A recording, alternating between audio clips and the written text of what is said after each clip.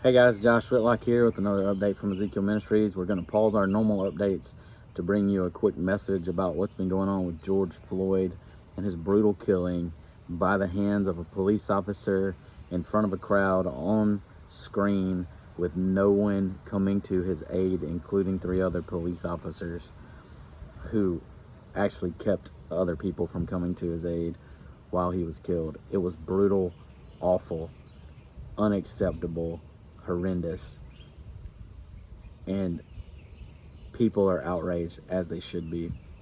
We're seeing this anger boil over in our communities, and we're also seeing people who are opportunists taking advantage and exploiting the emotions of some of our young children and driving them towards criminal actions, hardening them towards authorities, which is another thing all in itself.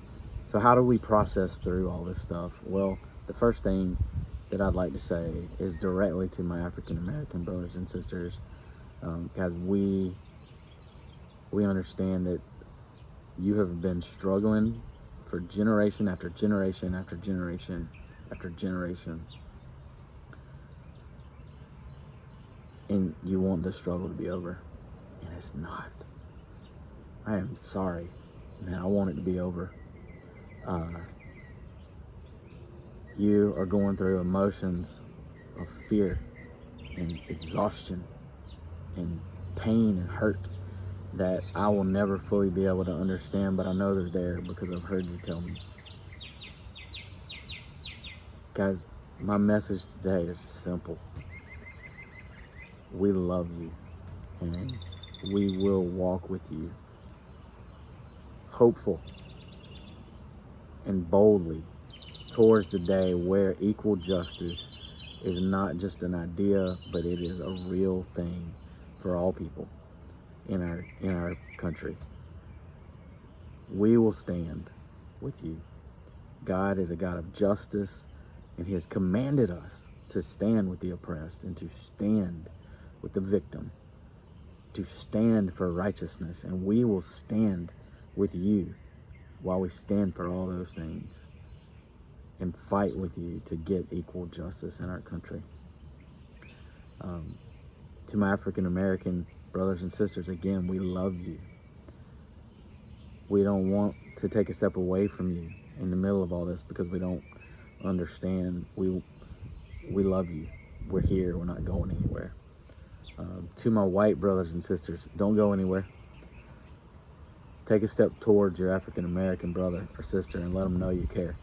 Let them know that you may not understand what they're going through, but that you love them.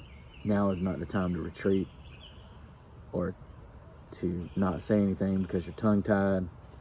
You don't have to know what to say. Just say, I love you. That's it. I love you. What can I do? And that's enough.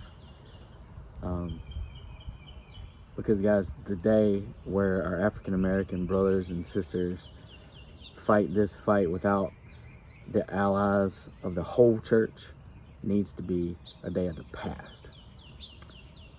We all need to be walking in this together, towards righteousness, towards equality and justice under our country.